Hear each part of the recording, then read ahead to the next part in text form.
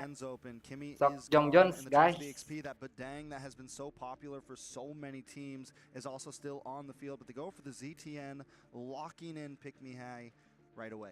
That's what I like about a lot of these teams. Like, ever since day one, we don't see a lot of TNs. After day two, they see the prowess going through, especially when they face up against bigger teams like Onyx Pertiwi and Vitality, and they all use Zetian as an aggressive mid laner. So when you open up that map, when you have some sort of vision on the long lane, you can go all ham with the Fury, the Phoenix. On the other side of the table, though, I think that 1-1 pick is sort of like a denial over the hands of Blast Kitty. And then, of course, the Gata Gacha gets selected. That's pretty much a classic pick for the first phase of the red side. Got GATAU and the 1-1. I mean, the 1-1 we've seen do wonderful things. We saw a Maniac yesterday. We saw Blaze Kitty use it wonderfully as well. So not only that, I think this is a time that maybe DreamAX might want to lock in their marksman a little bit earlier. But at the same time, with how deep Blaze Kitty's pool went yesterday, being able to even pick up things like the Beatrix and do amazing with it, maybe they're not really stressed about it. Maybe that's kind of one of their key points, that they can hold that gold lane until some final picks. Yeah, I think a surprise pick would definitely work out well for DMX this time around. It's the Eastern Shin as well as the Hilda. I think they want to play aggressive, especially for Lucy, where she just sits in the enemy jungle and then afterwards just rotate towards the gold lane, try to apply that pressure so that Mieko doesn't have an easy time. So that's our first damage jungler from the side of DreamAX Sports, which is pretty huge, and it completely maybe throws a wrench into the plans of FUT Esports.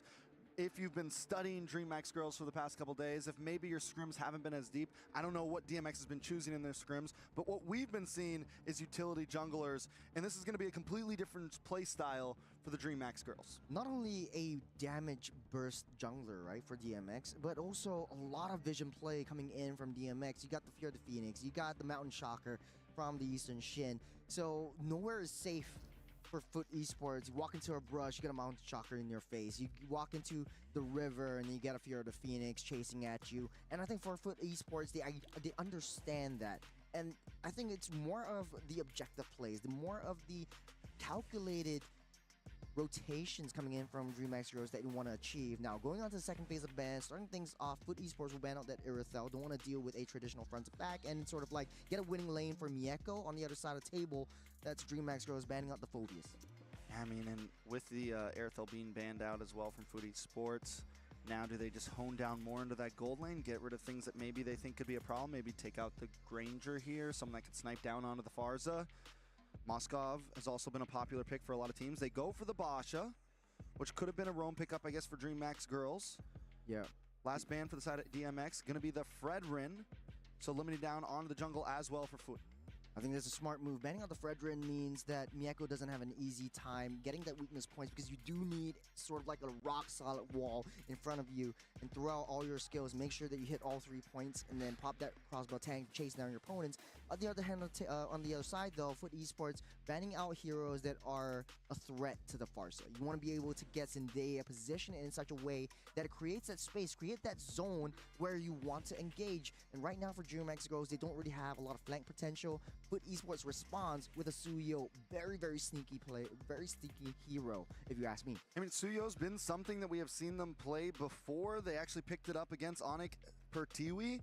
They lost with it, but still, this is something that is comfortable. It's in their book, very much so. So it's going to be damage versus damage. The Suyos kind of have had 50-50 numbers with us, I feel like. Overall, some teams have been able to pull it off. Some teams have been not and have lost with it pretty bad. I feel like it's a very high-risk, high-reward hero, because if you fall off in the beginning, it doesn't really feel like there's much coming back with it. Yeah, really high risk, high reward, like you say. Down to the mid lane, to the late game, I don't think Suyo has a lot of potential. I think has a little bit more escapability, so in the macro sense of things, maybe a split push might be the answer for FUT Esports. Now, DreamAX girls will solidify their draft. Like you said, the Granger will come out, as well as Lapu Lapu. We've seen that in the previous game today. And going up against the Esmeralda, man, this draft, if Esmeralda plays like how Uranus is, I feel like FUT Esports might have a better grasp on the rotations and the momentum building that they want from the early game. Try to snowball Mireia, and then mid-game, just play the zone potentials, play the objective plays. And the vision won't be an issue for FUT Esports. Yeah, FUT Esports is a very much more simple, I think, front to back lineup here, whereas DreamAX, it is all in, it is aggressive. Everyone wants to find targets. Everyone wants to attack. You have the Lapu, you have the Hilda, you have this Granger. I mean, literally all of them are just diving in. A lot of times we've seen comps like that in the current meta not always work out. Yes, if they can get some snowball early on, if we can see some early game rotations from Day on this Lapu, it could be the game changer. We've seen the EXP laner be so important in so many of these matches. But let's jump in to the land of dawn. This is DreamAX Esports up against FUT Esports in game number 1. Right off the bat, very aggressive, but also very greedy. Oh, top side, Blast Kitty might not be able to run away. Already the 1v1. A little bit of damage. Nobody goes down, but still the aggression is already there. What less would you expect from these two teams? Mieko already pushing Granger all the way back so that they win that lane. Unohana doing the Lord's work, just pushing and pulling the focus over to herself, and I see, like, okay, you got the Uranus, you get a 1v5, now it's Unohana's Esmeralda that comes into question. Lucy in a little bit of trouble, should be able to get back to safety. Needs to go back to base, it seems. Day also on the bot side. Look at the damage on Miko there. Down in the jungle, Pick Me High in a little bit of trouble as well. Maria, Nora lock in. Pick Me High able to use the flicker back over to safety. Not a kill on the board just yet, but look at the health bars of several DreamAX girls. Yeah, not having a good time. The aggression coming up from FUT Esports, where DreamAX Girls draft should be more aggressive. It should be able to deal that damage for FUT Esports and prevent them from that aggression into their own jungles. They're just walking in, but the damage on Nora. Lucy able to lock down. Angela trying to get the back and forth, trying to get the hits. Maria is on her. First blood, make it second blood as well. Over the side of FUT Esports. Now FUT Esports ramping up the tempo, ramping up the aggression. That's what you want to see when you have a Suyo in your hand. Falling Star Moon. Falling Star Moon from Unohana. Down comes the blast. Zendaya. Pick Me High, pick her off. FUT Esports with the kill. Huge impact from Zendaya's Farsa with a fair airstrike, already zoning everything out for the turtle. First objective falls in the hands of FUT Esports as DreamAX Girls playing on the defense on the top side. Mieko goes down. Blaze Kitty able to get a kill. That's huge from the side of DreamAX Girls. A kill into the right hands as well, into the pocket of Blaze Kitty. Now on the bottom side, look at how DreamAX Girls are pathing. They're just playing into the hands of Unohana, and she's just so annoying. It's a 1v2. The damage on Unohana, but in comes the AOG to stop the attack, stop the aggression. A nice Fury of the Phoenix to stun Maria before she engages. DreamAX Girls still hanging on. Yeah, on the top side, it's aggression after aggression. It's scrappy at best. It's a brawl match once again, but FUT Esports, they're calculative. They want to take down heroes. They want to convert those into objectives. As DreamAX Girls, as much as they need to play passively, they need to watch the rotations. They need to watch how they path because it's way too aggressive. It's way too tricky. When you walk through that bush, FUT Esports is right there, and they do have that speed to catch up and close the gap. Ooh, Miko coming down. Miko goes down.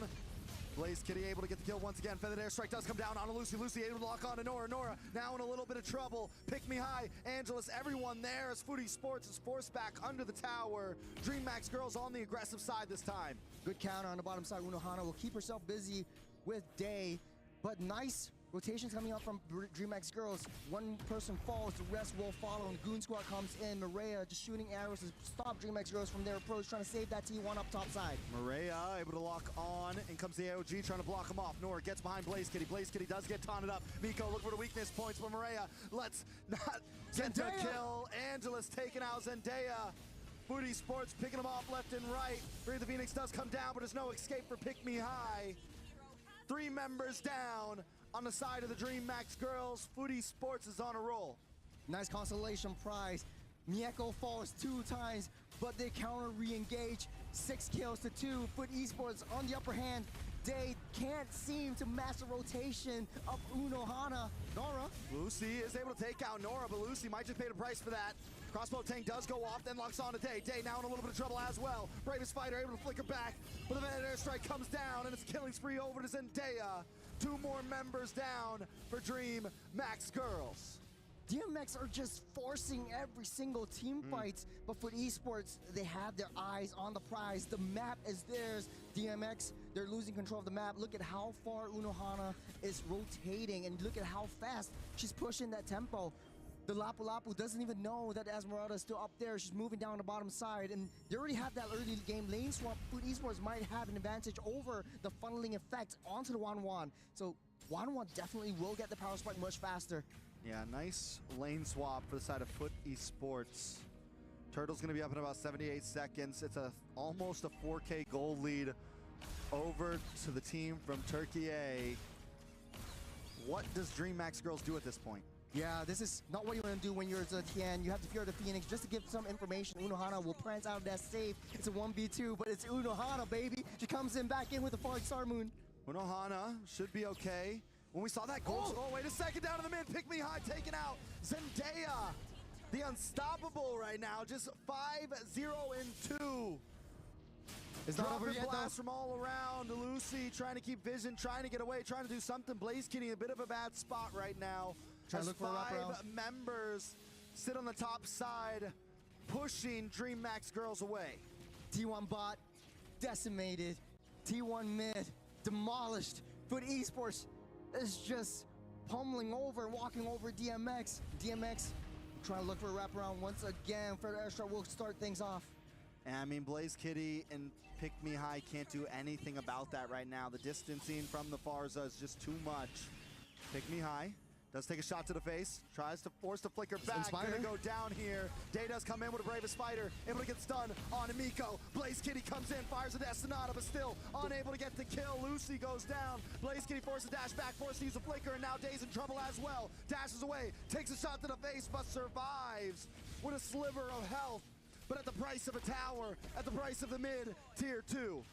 6 minutes in, 7,000 gold lead for FUT Esports. This is looking like to be one of the fastest games. Look at how things go. The Inspire already popped by Mieko, taking out Pick Me High. But look at the back line. Lucy just wondering where she should go for Mieko. She doesn't know if there's backup. This is the miscommunication that we're talking about for DMX. Man, it was so close. They wanted Mieko so bad. And this is what Lucy keeps on doing, going in, but ends up getting caught off. And I think DreamAX girls just have to be a little bit more careful in choosing these battles. Turtle slaned up. FUT Esports pushing it through. The map looks kind of red at this point. It's bleeding. DMX. It's DMX, nothing to do but play it safe, play it very defensive. Turtle up. If they can push this game till maybe the 12, maybe the 13-minute mark, maybe they have a shot in trying to overturn and counter re-engage within their base, but it might be too late. Pick Me High does catch a stalling Star Moon to the face. Day now caught up in the midst. Oh, a nice flicker to the side from Zendaya. Able to get away from Day and still keep that feathered airstrike coming down. FUT Esports, 10.5K gold lead. At a moment like this, there's barely anything you can do to defend.